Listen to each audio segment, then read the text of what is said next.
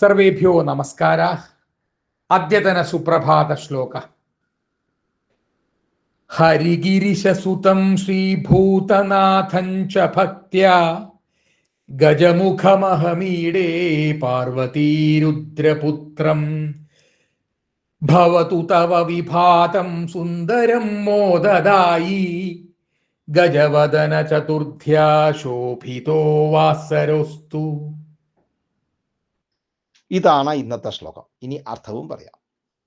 ഹരിഗിരീശസുതം, ഹരിയുടെയും ഗിരീശന്റെയും പുത്രൻ, അതായത് വിഷ്ണുവിൻ്റെയും പരമശിവന്റെയും പുത്രനായ ശ്രീഭൂതനാഥം, ഭൂതനാഥനെ, അതായത് അയ്യപ്പനെ, അപ്പോൾ അയ്യപ്പനെയും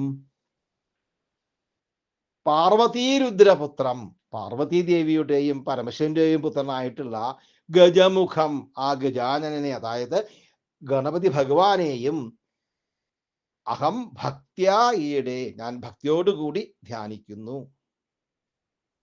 തവ, അങ്ങയ്ക്ക് സുന്ദരം വിഭാതം ഭവതു, മനോഹരമായിട്ടുള്ള ഈ പ്രഭാതം ഭവിക്കട്ടെ. തവ, അങ്ങയ്ക്ക് മോദദായി, സന്തോഷം നൽകുന്നതും, ഗജവദന ചതുർത്ഥ്യ, അതായത് ഗജവദൻ എന്ന് പറഞ്ഞാൽ വിനായകനാണ്. അപ്പൊ അത് വിനായക ചതുർത്ഥി എന്നാണ് അർത്ഥം ഈ പറഞ്ഞതിൻ്റെ. അപ്പൊ വിനായക ചതുർത്ഥിയാൽ ശോഭിക്കുന്ന വാസര ദിവസം അസ്തു, ഭവിക്കട്ടെ. അപ്പോൾ സന്തോഷം നൽകുന്നതും വിനായക ചതുർത്ഥിയാൽ ശോഭിക്കുന്നതുമായിട്ടുള്ള നല്ലൊരു ദിവസം ഭവിക്കട്ടെ എന്നർത്ഥം. ഈ ശ്ലോകം എഴുതിയിരിക്കുന്നത് മാലിനി എന്ന വൃത്തത്തിലാണ്.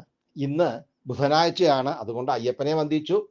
പിന്നെ ഇന്ന് വിനായക ചതുർത്ഥിയാണ്, അപ്പോൾ ഗണപതി ഭഗവാനെയും വന്ദിച്ചു. എന്നിട്ട് എല്ലാവർക്കും സുപ്രഭാതവും സുദിനവും ആശംസിച്ചു.